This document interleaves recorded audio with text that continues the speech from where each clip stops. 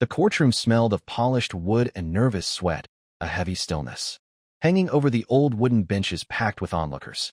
It was a damp fall morning in Atlanta, Georgia, and faint light filtered through the tall, dusty windows, casting long shadows across the floor. The air felt thick, almost suffocating, as if the walls themselves were holding their breath for what was about to unfold. At the defendant's table stood Malik Jackson, a 17-year-old black teen, his gray hoodie faded and fraying at the cuffs. His hands were shoved deep into his pockets, his chin tilted just enough to show he wasn't afraid. His dark eyes gleamed with a quiet sharpness, scanning the room like he already knew something no one else did. Above him, perched on the judge's bench like a king on a throne, sat Judge Harold Grayzona, a white man in his late 50s, his thinning hair slicked back, his lips curled into a mocking sneer. Grayson adjusted his glasses and leaned back in his chair, tapping a pen lazily against the desk as he peered down at Malik. The charges were serious: theft of a high-end bicycle and resisting arrest. But to Grayson, this wasn't a trial, it was a game, and Malik was just another kid he could toy with. So, Grayson drawled, his voice dripping with sarcasm, "You think this is some kind of playground, boy? I bet you can't even read the indictment." A ripple of laughter spread through the courtroom. The bailiff smirked. The stenographer chuckled. A few spectators joined in. Grayson's eyes glinted with amusement, feeding off the crowd's reaction. Malik didn't flinch. He didn't laugh. He didn't even blink. Instead, a faint smirk tugged at the corner of his mouth, barely noticeable but sharp enough to cut through the noise. Had been preparing for this, not this exact moment. Maybe, but something like it. Growing up in a cramped apartment with a single mom who worked late shifts at the courthouse, Malik had spent years soaking up her stories, tales of crooked cops, lazy lawyers, and judges who cared more about their lunch breaks than justice. While other kids chased basketball dreams, Malik chased something else: the law. Had spent countless nights in the public library, poring over borrowed books, memorizing statutes, running mock trials in his head. Grayson didn't know any of that. To him, Malik was just another black teen in trouble, another case to stamp and toss aside. "Let's make this quick," the judge sighed, flipping open the case file with a theatrical yawn. "I've got better things to do." The audience chuckled again, but this time, Malik's smirk grew just a fraction wider. Grayson had no idea what was coming. The room hadn't noticed yet, but the air was shifting slowly, subtly like the calm before a storm. This wasn't going to be the easy win the judge expected. It was going to be something else entirely. The courtroom buzzed as Prosecutor Daniel Pierce stepped forward, his gray suit crisp and his tie knotted with precision. A man in his early 40s, Pierce carried himself with the confidence of someone who'd won 100 cases just like this one. He adjusted his notes and began, his voice smooth and rehearsed. "Your Honor, the state will prove that Malik Jackson, on the evening of September 12th, stole a $1,200 bicycle from a residential street in Buckhead, a wealthy Atlanta neighborhood. When officers attempted to apprehend him, he fled, leaving his fingerprints on the handlebars. The evidence is clear: theft and resisting arrest." Pierce paused for effect, glancing at the jury with a practiced nod, letting the weight of his words settle. Judge Grayson barely looked up from his file, but his lips twisted into a smirk. He cut Pierce off mid-breath, turning to Malik. "Well, kid, got anything to say for yourself, or are you just going to stand there like a mute?" His tone was sharp, mocking, and the room erupted in soft laughter again. Pierce grinned, folding his arms, clearly enjoying the judge's jab. But Malik stayed silent, his eyes locked on Grayson, unblinking. He wasn't rattled, not yet. He was watching, waiting, like a chess player studying the board. The accusation hung heavy: a black teen caught near a ritzy white neighborhood, a stolen bike, a chase. On the surface, it sounded airtight. But there was something off, something Malik could feel even if the room couldn't see it yet. Buckhead wasn't his turf. He lived miles away in a crumbling part of town where kids didn't ride $1,200 bikes. Had been walking home from a friend's place that night, cutting through the area because it was faster. The cops hadn't cared about that they saw a black kid in the wrong zip code and jumped to conclusions. Grayson didn't care either. "Go on, counselor," the judge said, waving a hand at Pierce. "Let's wrap this up." Pierce continued, detailing the arrest. Officers spotted Malik near the bike. He bolted when they approached, and they nabbed him a block away. "His prints seal the deal," Pierce concluded, tossing a photo of the bike onto the evidence table. Grayson nodded, already looking bored. "Sounds straightforward to me," he muttered, then shot Malik a glance. "You're not helping yourself by standing there, boy." More chuckles echoed through the gallery. But Malik's hands stayed in his pockets, his posture loose. He wasn't just listening, was dissecting every word, every assumption, waiting for his moment. Sarah Coleman, Malik's public defender, stood up next, her hands trembling slightly as she clutched a thin stack of papers. She was young, maybe late 20s, with tired eyes and a voice that wavered when she spoke. Your Honor, she began, my client asserts his innocence. There's no direct evidence he stole the bike, and the arrest was hasty. Her words trailed off as Pierce raised an eyebrow, cutting her down with a single look. Hasty? He shot back. We've got prints, a witness, and a fleeing suspect. What more do you need? Sarah fumbled, flipping through her notes, her face flushing. Well, the witness didn't actually see him take it, Grayson interrupted, slamming his pen down. Miss Coleman, if this is all you've got, I'd say your client's in deep trouble. Maybe you should have prepared better at all. The room laughed again, louder this time, and Sarah shrank back, her confidence crumbling. Pierce smirked, leaning against his table like a predator smelling blood. Malik watched it all, the lawyers collapse, the judge's glee, the prosecutor's swagger. His jaw tightened, but he didn't move. Not yet. Sarah tried again, her voice barely audible. The police report doesn't mention a chase, only that he was detained nearby.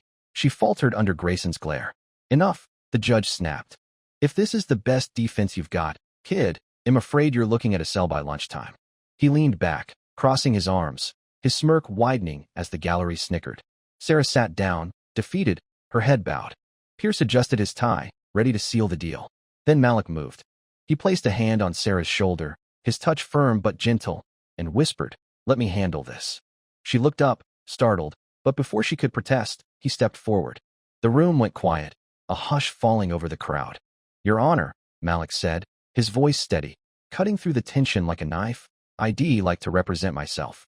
Grayson blinked, then burst out laughing, his guffaws echoing off the walls. You? Defend yourself? He wiped a tear from his eye. Oh, this ought to be good. Go ahead, kid, give us a show. Pierce joined in, chuckling. What's next? You gonna quote Law and Order? The gallery roared. Malik didn't laugh. He straightened up, his hands sliding out of his pockets, and met Grayson's gaze. I'm serious, he said, his tone unshaken. It's my right. The laughter died down, replaced by murmurs of confusion.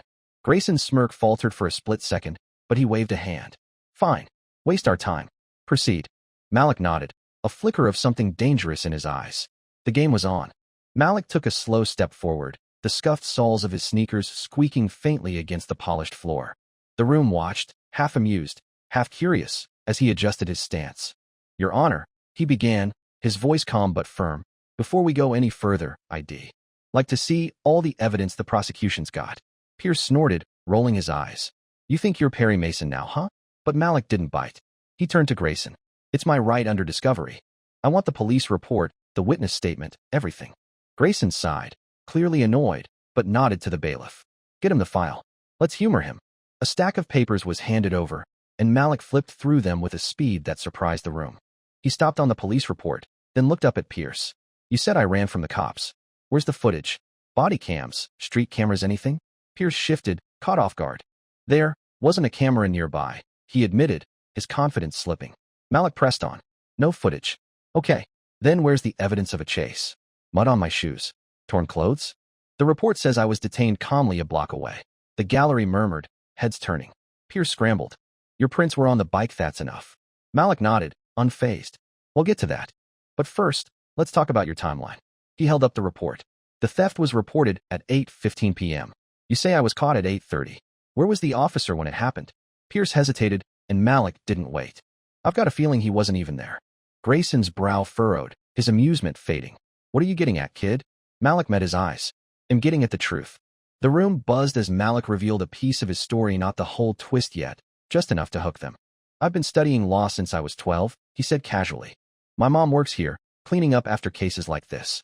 She taught me how to read these files, how to spot the lies. The gallery gasped, whispers spreading like wildfire. Pierce laughed nervously. What? You're some kind of teenage lawyer now. Malik shrugged. Call it what you want. I just know when something doesn't add up. Grayson slammed his gavel, silencing the room. Enough games, he barked. You're not impressing anyone. But Malik's smirk returned, sharper this time. I'm not here to impress you, Your Honor. I'm here to win. The crowd leaned forward, sensing the shift. Grayson's face tightened, had underestimated this kid, and it was starting to show. Malik flipped another page, his fingers steady. He was just getting started, and the storm had been brewing was about to break wide open. The courtroom hummed with restless energy as Malik stood at the defendant's table, the stack of papers now spread out before him like a battle map. His voice cut through the murmurs, steady and precise. "Let's talk about these fingerprints, Mr. Pierce," he said, holding up the forensic report. "You say they prove I stole the bike. But if I took it, why aren't my prints on the broken lock? Or the chain that was cut?" Pierce opened his mouth, then closed it, his polished confidence cracking. "Well," he stammered, "you could have wiped them off." Malik didn't let him finish. "Wiped them off the lock, but not the handlebars? In the middle of a chase you say I ran from?" He turned to the jury, his tone calm, but piercing. "Does that sound logical to you?" The jurors exchanged glances, a few shifting uncomfortably. Pierce clutched his notes, his knuckles whitening. "The prints are enough," he snapped. "You were there." Malik nodded, almost casually. "Sure, I was there. I saw the bike on the sidewalk, abandoned. I touched it curious, not criminal. You ever touch something just to see what it's like?" The gallery buzzed, heads nodding as Malik's words sank in. Grayson pounded his gavel, his face reddening. "This isn't a debate club, kid," he barked. "Stick to the facts." Malik met his glare without flinching. "I am, Your Honor. The fact is, there's no evidence I broke that lock. No tools, no witnesses, nothing." He flipped to the witness statement, holding it up. "Let's call Mrs. Hargrove, the neighbor who reported me." Pierce paled as the bailiff ushered in a middle-aged woman, her hands fidgeting with her purse. Malik stepped forward, polite but firm. "Mrs. Hargrove, did you see me steal that bike?" She hesitated, glancing at Pierce. "Well, no. I saw you near it. And I thought. Malik cut in, his voice sharp now. "You thought I looked suspicious because I didn't belong in Buckhead, right?" She stammered, "Too just assumed." Malik turned to the jury. "Assumptions aren't evidence." The room erupted in whispers, Grayson's gavel slamming again, but the tide was turning and everyone could feel it. Malik paced back to the table, his sneakers squeaking faintly against the floor. He pulled a folded paper from his hoodie pocket, unfolding it with deliberate slowness. "Your Honor," he said, "I'd like to submit this into evidence." Grayson squinted, irritation etched into every line of his face. "What now?" Malik held up the Papera receipt, creased but legible. "This is from Pete's Corner Store, timestamped 8:12 p.m. on September 12th. I was buying snacks with my friends when that bike was stolen. It's 2 blocks from where I was arrested." The gallery gasped, a wave of shock rippling through the crowd. Pierce lunged forward. "Objection.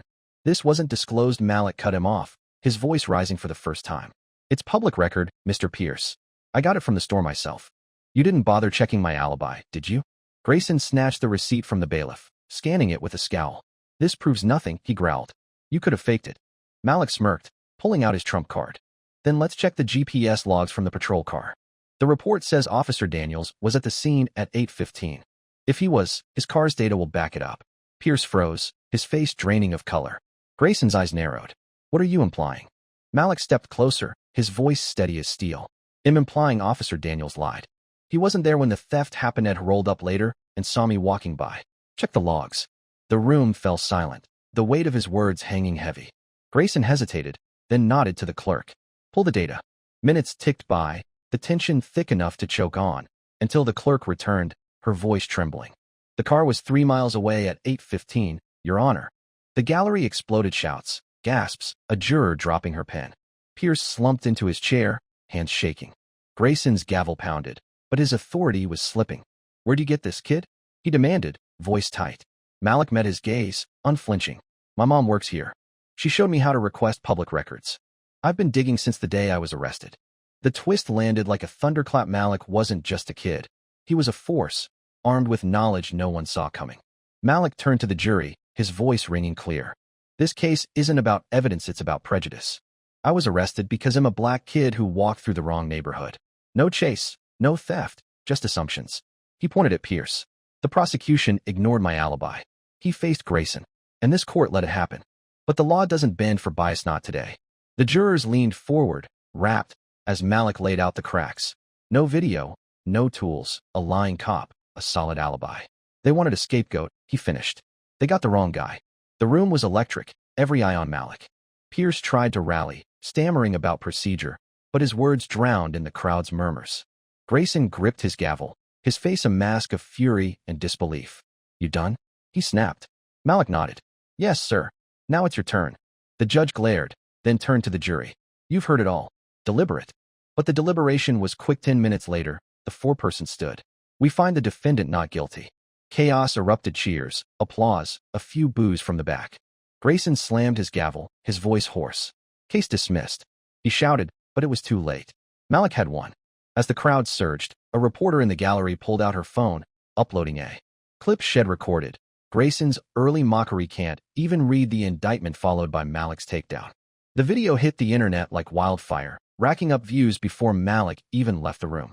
Grayson sank into his chair, hands trembling, realizing too late he'd mocked the wrong teen.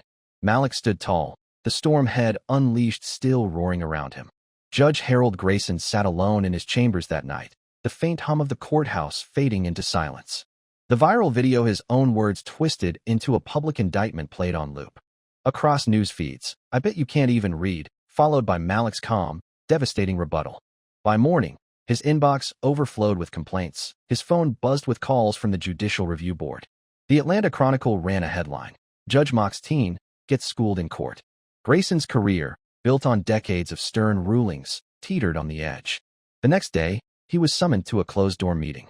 The Chief Justice, a stern woman with no patience for scandal, didn't mince words. "You've embarrassed this court, Harold. An investigation's coming, bias, misconduct, the works." Grayson tried to argue it was just a kid, but she cut him off. "A kid who exposed your arrogance. Step down quietly, or well, make it loud."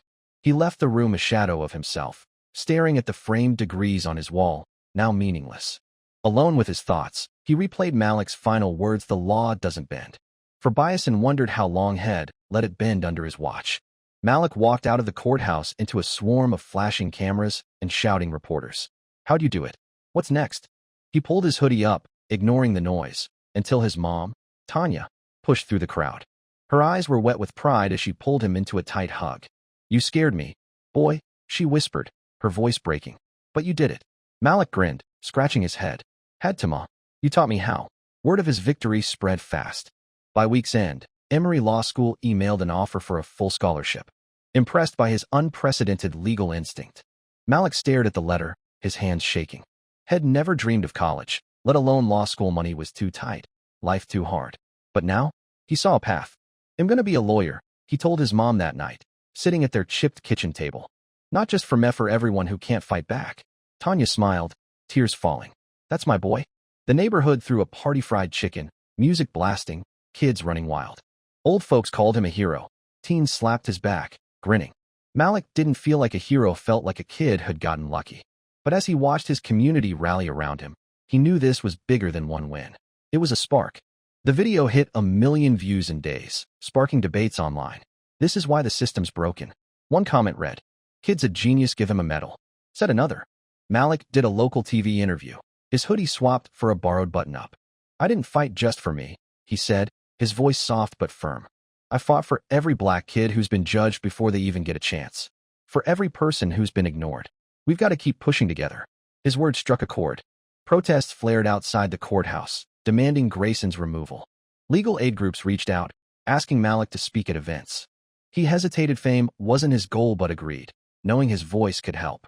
The story wasn't just about him, Anna Maria. It was a mirror held up to a flawed system, a call for others to look harder, fight louder. "If you see something wrong," Malik said in his last interview, "don't stay quiet. Speak up. Dig for the truth. That's how we change things." His message lingered, a quiet challenge to a world still wrestling with justice. Malik stood outside the public library where it all began, the same sagging building where had spent nights hunched over law books. The Atlanta sky stretched clear and blue above him, a stark contrast to the storm had weathered. He ran a hand over the worn railing, remembering the hours had spent here alone, broke, but hungry for something bigger. Now, with a scholarship in hand and a future unfolding, he felt a strange mix of relief and resolve. This wasn't the end, it was a beginning. Across town, Grayson sat in a dim cafe, his tie loosened, his face haggard. The TV above the counter played a news segment. Teens' victory sparks calls for reform. Malik's face flashed on screen, calm and determined. Grayson stared, his coffee untouched, a flicker of something regret, maybe crossing his eyes. Head mocked a kid who'd turned the tables, exposed his flaws, and left his career in ruins.